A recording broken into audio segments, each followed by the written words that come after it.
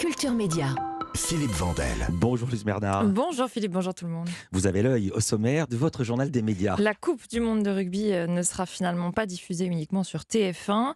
La liste des personnalités qui vont animer les Césars, oui, il y a une liste. Et puis qui va prendre la tête du groupe France Média Monde? L'Arcom a choisi. Et en fin de journal, les Français se sont-ils abonnés à l'offre Netflix avec de la pub? On vous dira tout. Mais d'abord, on va commencer par les audiences qu'ont regardé les Français hier soir. Ils ont regardé à nouveau la série Le Code sur France 2, 2 460 000 téléspectateurs cette semaine, 12,6% de part d'audience en moyenne sur les 2 épisodes diffusés. C'est en baisse de 200 000 téléspectateurs par rapport à la semaine dernière.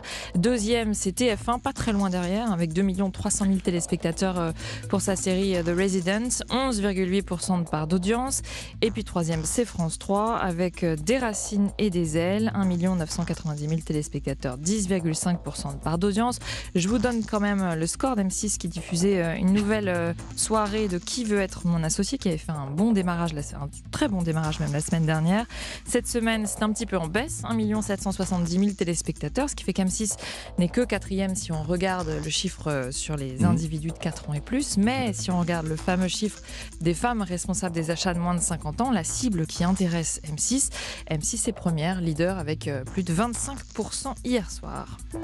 Europe 1, le journal des médias. Et bien justement, on va en parler d'M6. La Coupe du monde de rugby va également être diffusée sur France Télévisions et sur M6. Oui, car c'est TF1 qui a acheté les droits de diffusion, mais la chaîne a décidé de partager le gâteau. Elle va sous-licencier la majorité des matchs à France Télévisions et M6, 28 sur les 48 que compte la compétition. C'est la première fois donc qu'M6 va diffuser des matchs de Coupe du monde de rugby. Et pour France Télévisions, ça n'était plus arrivé depuis 2011. Ce qui veut dire pour vous, cher public, que ce sera accessible gratuitement. Mais oui, tous les matchs gratuitement. Alors dans le détail, comment ça va se répartir? TF1 a indiqué qu'elle allait donc proposer 20 rencontres, dont 3 matchs de poule de l'équipe de France, les 2 meilleurs quarts de finale, dont celui, on l'espère, avec la France, les 2 demi-finales, le match pour la 3e place, et puis la finale. France Télévisions hérite de son côté de 10 rencontres, dont France-Namibie, et puis un quart de finale. Et pour M6, ce sont 18 matchs, dont un quart de finale également. Le début de la compétition, ce sera le 8 septembre, avec une jolie affiche France-Nouvelle-Zélande. Jolie affiche donc à voir sur TF1. Voilà. Et sur chaque chaîne, en revanche, des commentateurs maison. Là, ça se passe sur Canal+. On sait, vous savez, Louise, qui va animer la cérémonie des Césars. Alors, on savait déjà qu'il n'y aurait pas d'unique maître ou maîtresse de cérémonie comme les autres années, mais que ce serait un collectif des actrices et acteurs qui vont donc se relayer sur scène. Ce sera le 24 février prochain. L'Académie des Césars vient de dévoiler les noms de ses personnalités. Leila Bekti, Jérôme Commandeur, Jamel Debbouze, Emmanuel DeVos, Léa Drucker, Eye Haïdara, Alex Lutz, Raphaël Personnaz et Ahmed Silla, 9 en tout donc. Cette collégialité, ce serait en fait une idée de Jamel Debbouze, d'après le patron de Canal+, Maxime Saada. Il était interviewé par RTL. La soirée, elle sera présidée par Tahar Rahim, et soirée durant laquelle le réalisateur américain David Fincher recevra un César d'honneur. Ce sera le 24 février prochain en direct sur Canal+. Dans l'actualité des médias également, l'Arcom, l'ex-CSA, a annoncé son choix pour la présidence du groupe France Média Monde. Oui, groupe qui comprend notamment France 24 et RFI. Eh bien, c'est Marie-Christine Saragosse qui a été renouvelée au poste de PDG. Elle re-signe donc pour un 3e mandat pour 5 ans supplémentaires. L'Arcom explique avoir fait le choix de privilégier l'expérience acquise à la tête du groupe par Marie-Christine Saragosse. Elle a été préférée donc à 4 autres candidats au poste. L'autorité fait en fait à nouveau le choix de la stabilité. Je dis à nouveau car il y a moins d'un mois, c'est Sybille Veil qui a été elle aussi reconduite à son poste à la tête de Radio France. Et en juillet 2020, c'était Delphine Ernotte, elle, pour France Télévisions pour un nouveau mandat. Et autres changements sont des signes des temps. 3 femmes. Et on n'est pas là pour s'en plaindre. Actualité du côté des plateformes, mais c'est tant mieux, il était temps que ça change. Ouais, oui. Je veux dire, l'audiovisuel, c'était que des mecs. Donc tant mieux.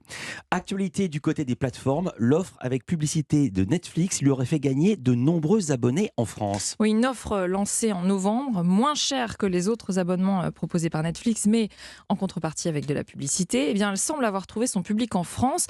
Netflix compterait 800 000 nouveaux clients fin décembre grâce à cette offre, d'après une étude de NPA Conseil que son fondateur Philippe Bailly nous a dévoilé en exclusivité hier à votre micro, Philippe, dans Culture Média.